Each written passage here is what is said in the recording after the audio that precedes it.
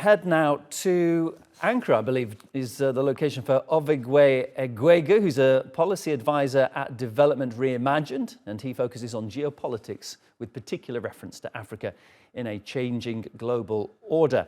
Welcome, Ovigwe, and I just mentioned some of the rare occasions when ECOWAS has used military force, not very often at all, if you compare it to the number of coups that happen in the region. So straight away, anyone seizing power there, don't they know the chances are ECOWAS isn't going to use force and that any such threats are actually a bluff?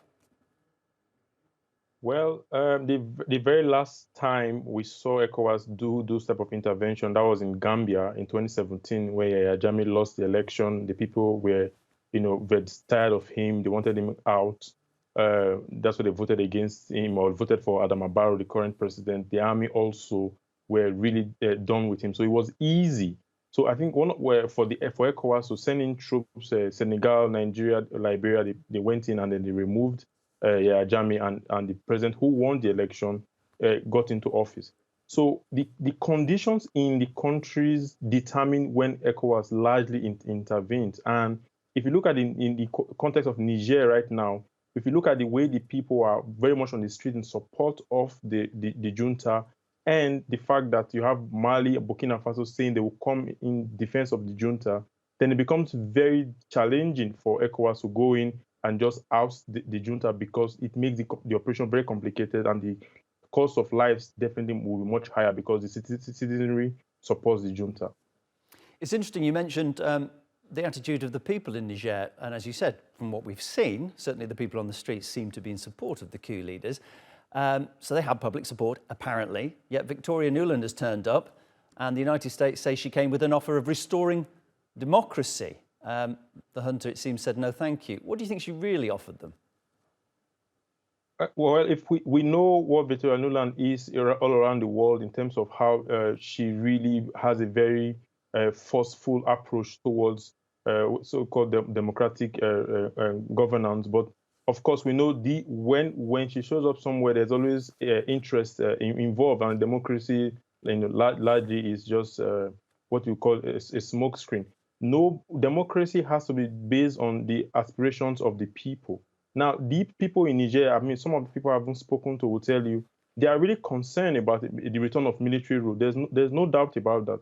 But from their perspective, the coup did not interrupt good governance. If you look at the statistics of the country, the fact that Niger consistently is at the bottom of the Human Development Index, the fact that 80% of the country does not have access to electricity, and those factors for them is very important, and they see the coup, the pushes as a solution in terms of disrupting the structure of the country. Not necessarily that they believe that these pushes are messiahs. I mean, from those who have spoken to. So Victoria Nuland may come in to say, look, we want to return to civilian rule, but people may not necessarily want to support Bazoum. They might want fresh elections. Ovigwe, you mentioned there when the US, in particular Victoria Nuland, turn up, it's a smoke screen when they talk about democracy. It's because they want something. What do you think the United States wants?